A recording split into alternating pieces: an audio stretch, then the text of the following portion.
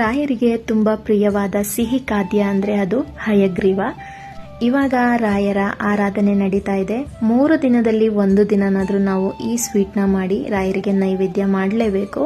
ಹಯಗ್ರೀವ ಮಾಡೋದಕ್ಕೆ ಬರಲ್ಲ ಅನ್ನೋರು ಮನಸ್ಸಲ್ಲಿ ರಾಯರನ್ನ ನೆನೆಸ್ಕೊಂಡು ಈ ಸಿಹಿ ಖಾದ್ಯನ ಟ್ರೈ ಮಾಡಿ. ಮಿಸ್ ಆಗದೆ ತುಂಬಾನೇ ಚೆನ್ನಾಗಿ ಬರುತ್ತೆ. ಮನಸ್ಸಲ್ಲಿ ಭಕ್ತಿನ ಇಟ್ಕೊಂಡು ಯಾವುದೇ ಪ್ರಸಾದನ ಮಾಡಿ ಮೊದಲನೇ ಸಲ ನಾವು ಆ ಪ್ರಸಾದನ ಮಾಡಿದ್ರು ತುಂಬಾನೇ ಚೆನ್ನಾಗಿ ಬರುತ್ತೆ ಅನ್ನೋದು ನನ್ನ ನಂಬಿಕೆ. ನಾನಿಲ್ಲಿ 1 ಗ್ಲಾಸ್ ಕಡಲೆಬೇಳೆನ ಅರ್ಧ ಗಂಟೆ ಮುಂಚೆ ನೆನೆಲಿಕ್ಕೆ ಇಟ್ಕೊಂಡಿದ್ದೆ. ಅದನ್ನ ಇವಾಗ ಒಂದು ಕುಕ್ಕರ್ಗೆ ಸೇರಿಸ್ಕೊಳ್ತಾ ಇದ್ದೀನಿ. ಯಾವ ಗ್ಲಾಸ್ ಅಲ್ಲಿ ಕಡಲೆಬೇಳೆನ ತಗೊಂಡಿದ್ದೆ ಅದೇ ಗ್ಲಾಸ್ ಅಲ್ಲಿ 1 ಗ್ಲಾಸ್ ನೀರು 1 ಗ್ಲಾಸ್ ಹಾಲನ್ನ ಸೇರಿಸ್ಕೊಂಡಿದ್ದೀನಿ. ಇವಾಗ ಇದನ್ನ 3 ರಿಂದ 4 ವಿಷಲ್ ಬರಿಸ್ಕೋಬೇಕು. ಕಡಲೆಬೇಳೆ ಚೆನ್ನಾಗಿ ಮೆತ್ತಗಾಗೋವರೆಗೂ ಬೇಯಿಸ್ಕೋಬೇಕು. ಹಾಗಾಗಿ 3 ರಿಂದ 4 ವಿಷಲ್ ಬರಿಸ್ಕೊಂಡ್ರೆ ಕಡಲೆಬೇಳೆ ಚೆನ್ನಾಗಿ ಬೆಂದಿರುತ್ತೆ.